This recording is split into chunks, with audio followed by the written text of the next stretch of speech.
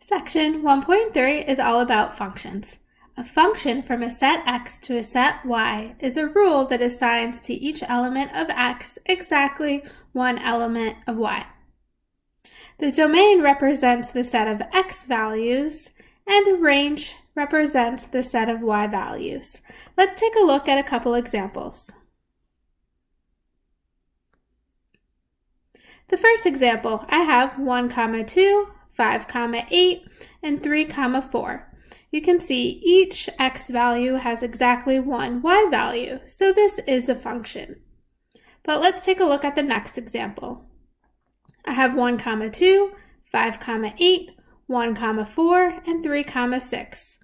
You can see the value of 1 maps to the numbers 2 and 4. So since my x value repeats and maps to two different y values, this is an example of something that is not a function.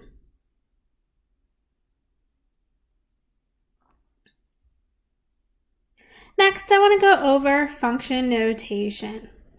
It looks like y equals f parentheses x close parentheses.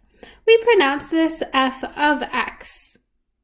But note, this does not mean times or multiplication. This is just notation. So, f of x represents your output, and your x represents your input. Let's take a look at a couple examples. Given f of x is equal to x squared plus 2, let's find f of negative 1 and f of x plus 1. So part A, I'm asked to find f of negative 1. That means negative 1 is my input. So everywhere I see an x, I'm going to replace it with negative 1. So f of negative 1 is going to be equal to negative 1 squared plus 2. Also remember, every time I insert something, make sure you put parentheses around that item.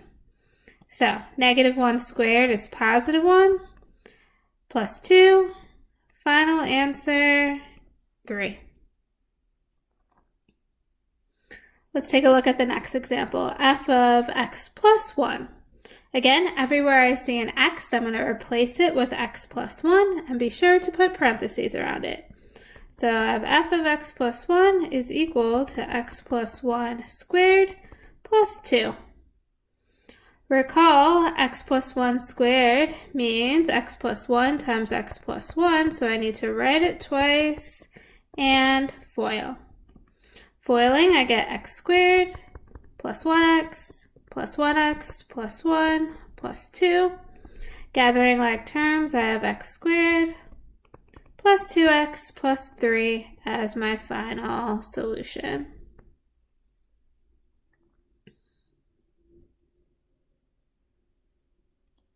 Next, I want to go over domain. Again, domain represents the x values. So what values of x are allowed for the following functions?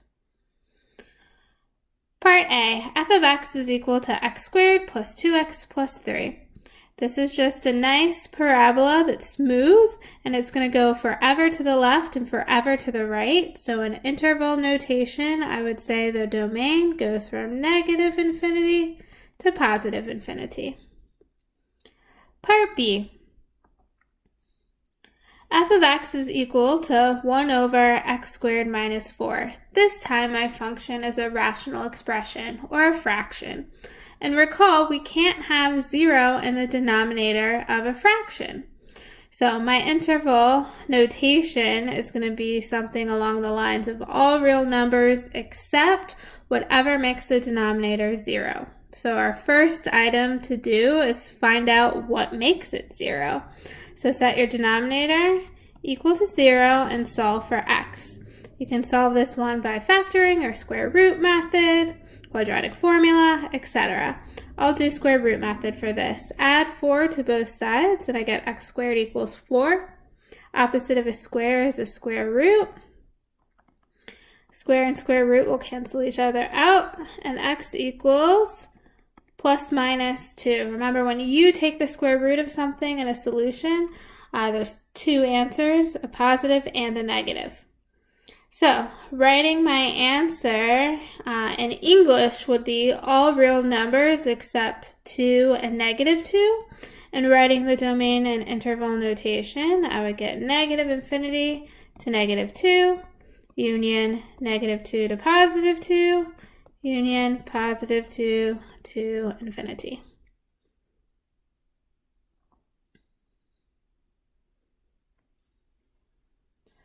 Next, I want to go over the vertical line test. This states, if no vertical line intersects the graph of a relation at more than one point, then the graph of the relation is the graph of a function. So, let's look at the first example on the left, a parabola. If I were to draw some vertical lines through the graph at any point, I'm only ever going to touch the graph one time. So the graph of a parabola is indeed a function. However, let's look at the graph on the right of a circle. What happens when I draw vertical lines through the graph? This time, every time I touch the graph, I'm going to touch twice. And so this indicates that a circle is not a function.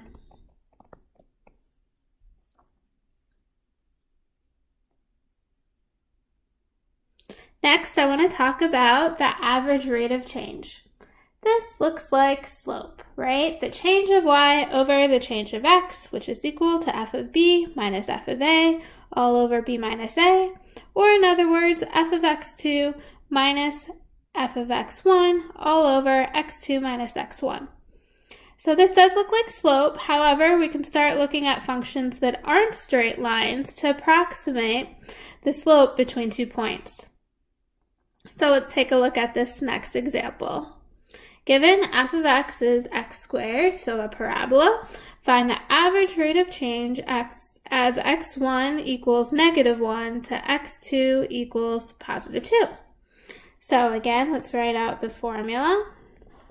F of x2 minus f of x1 all over x2 minus x1. So I know x2 and x1, so I can start by plugging that in. So that's going to be 2 minus negative 1. But I'm missing my numerator. However, I have the function f of x equals x squared.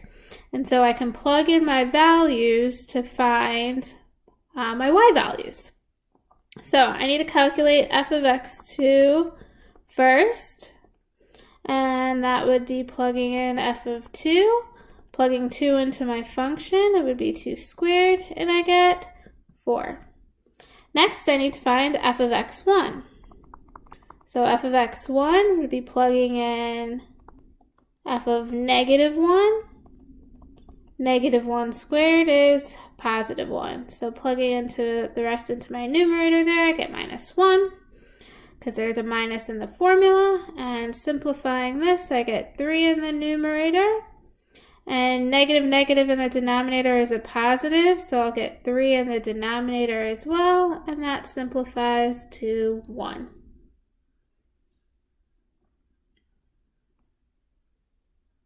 And the last item for this section is the difference quotient.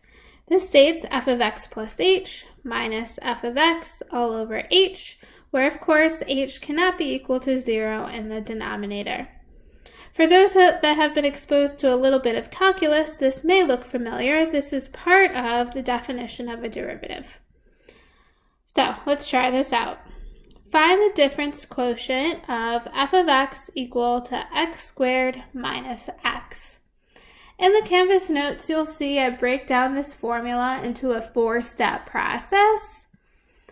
For this video, I'm going to go ahead and just put the whole fraction together, but if you would like to do this in pieces, you're more than welcome to. So please check out the Canvas notes on this. Alright, so let me start by writing the formula. It's f of x plus h minus f of x all over h. Alright, and I'll color code the different parts. So first part, I need to find f of x plus h. That means everywhere I see an x, I'm going to replace it with x plus h from my function. So I'm going to have x plus h squared minus x plus h. So that was this first part right there.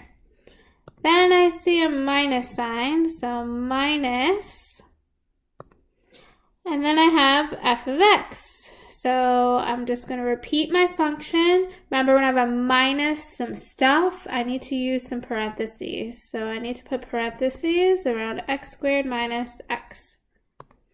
And then all of that is over h. From here, it's just a lot of simplifying. All right, I have x plus h squared, so that means I have x plus h times x plus h. And then I can distribute, so I'm going to get minus x minus h, and then I need to distribute again. I'm going to get minus x squared plus x all over h. More simplifying, I need to go ahead and FOIL. I have x squared plus xh plus xh plus h squared, and then everything else drops down. And now some stuff should cancel out at this point. Let's look. I have positive x squared and negative x squared. I have a negative x and a positive x. Everything with an h should be still there, and then I can gather some like terms. So I have xh and xh, so I have 2xh plus h squared minus h all over h. Now recall in math, when I have a fraction, this denominator belongs to all three items in the numerator. So I'm going to rewrite that as 2xh over h plus h squared over h minus h over h. That helps me make sure I don't make any mistakes when I simplify. And last but not least, I can cancel out anything top and bottom that's alike. So I have h and h on the first term, so I'm left with 2x. I have h squared on top with 1h on the bottom, so 1 cancels out and I'm left with h on top. And here, h and h cancel out again, and that is the number 1 left over, so minus 1. And your problem is complete.